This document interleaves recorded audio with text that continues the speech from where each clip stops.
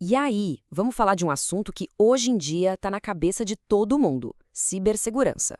Com a nossa vida cada vez mais conectada, ser vítima de uma invasão digital virou uma preocupação real. Mas isso não é mais papo de especialista, não. É essencial para todo mundo.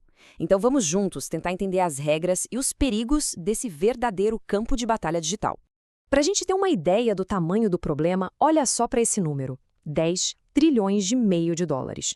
Segundo gigantes como a IBM, essa é a grana que o cybercrime deve custar para a economia mundial todo ano até 2025. É um valor quase impossível de imaginar, né? Mas mostra o quanto está em jogo. Bom, e para decifrar esse universo, a gente vai seguir um mapa, um roteiro bem claro. Primeiro, vamos dar uma olhada nesse custo do risco digital. Depois, a gente define os 3 pilares da cibersegurança: ameaça, vulnerabilidade e risco. Na sequência, vamos explorar o que os invasores usam. Depois, a gente entra na parte da psicologia com a engenharia social e, por fim, a gente discute como se virar nesse cenário todo. Então, vamos lá, começando pela primeira parte. Como a gente já viu, o impacto no bolso é gigantesco. Mas olha, o dinheiro é só uma das maneiras de medir o estrago das ameaças cibernéticas. Elas afetam empresas, governos e, claro, a vida de cada um de nós. Os números não mentem. A quantidade e os tipos de ataques estão crescendo de um jeito assustador. Isso leva a gente para uma pergunta central que vai guiar toda a nossa conversa aqui. Com esse cenário todo, o que é que a gente está enfrentando de verdade? Certo, agora vamos construir a base do nosso conhecimento. Sabe aquela história de que para se defender primeiro a gente precisa entender o ataque? É exatamente isso. E tudo começa com 3 conceitos que são, assim, a espinha dorsal da cibersegurança. O primeiro conceito é a ameaça.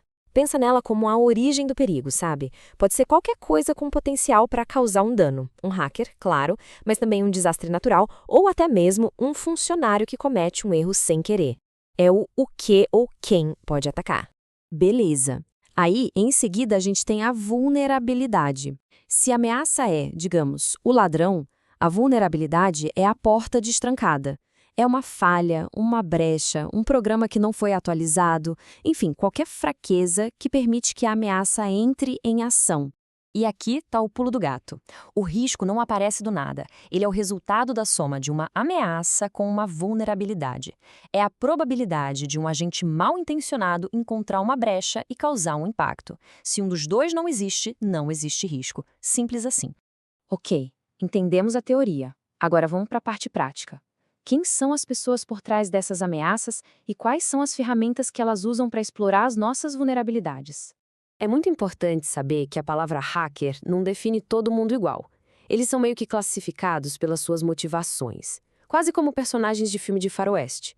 Os de chapéu branco são os mocinhos, que usam o que sabem para proteger os sistemas. Já os de chapéu preto são os vilões, os criminosos. E tem os de chapéu cinza, que são tipo os anti-heróis, que às vezes jogam dos dois lados. A ferramenta mais comum que o invasor tem na mala é o malware. Essa palavra é só uma abreviação de malicious software, ou seja, software malicioso. Praticamente todos os ataques cibernéticos de hoje em dia, de um jeito ou de outro, usam algum tipo de malware. Seja um vírus, um cavalo de Troia, um spyware. E esse tal de malware aparece de várias formas diferentes. Tem o ransomware, que é tipo um sequestro digital. Ele trava seus arquivos e pede um resgate. Tem o phishing, que é aquela pescaria com e-mails e sites falsos para pegar senhas e dados. E o cryptojacking, que é um ataque bem silencioso que usa a força do computador da vítima para minerar criptomoedas para o invasor, sabe? Deixando tudo lento sem que a pessoa entenda o porquê. Outra tática bem poderosa é o ataque de negação de serviço. A ideia é sobrecarregar um site ou um sistema com tantos acessos que ele não aguenta e sai do ar. A diferença entre DOS e DDoS é a escala. O DOS vem de um computador só. Já o DDoS é uma versão assim distribuída que usa um exército de máquinas infectadas, uma botnet, para criar um tráfego absurdo vindo de tudo que é lugar ao mesmo tempo. Olha só, até agora a gente falou de tecnologia, de código, de rede, mas uma das armas mais eficientes que os invasores têm não tem nada a ver com isso. Tem a ver com a nossa própria mente.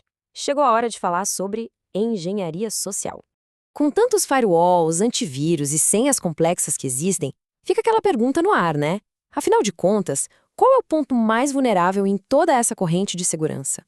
A resposta é simples e bem direta. Somos nós. O erro humano, a falta de atenção, a nossa confiança, a nossa curiosidade são as portas de entrada preferidas de muitos ataques. Engenharia social é basicamente a arte de manipular as pessoas para que elas cliquem onde não devem ou entreguem informações importantes.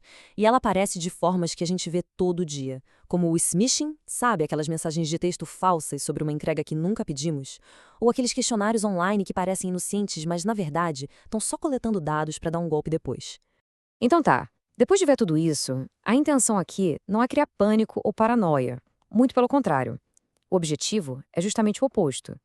É transformar o medo em consciência e a dúvida em preparação. Essa citação aqui das fontes resume perfeitamente a lógica da coisa toda.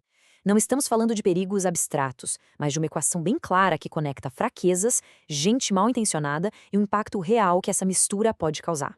E essa é a grande lição. O conhecimento sobre as ameaças, as vulnerabilidades e as táticas dos invasores não é um convite ao medo, de jeito nenhum.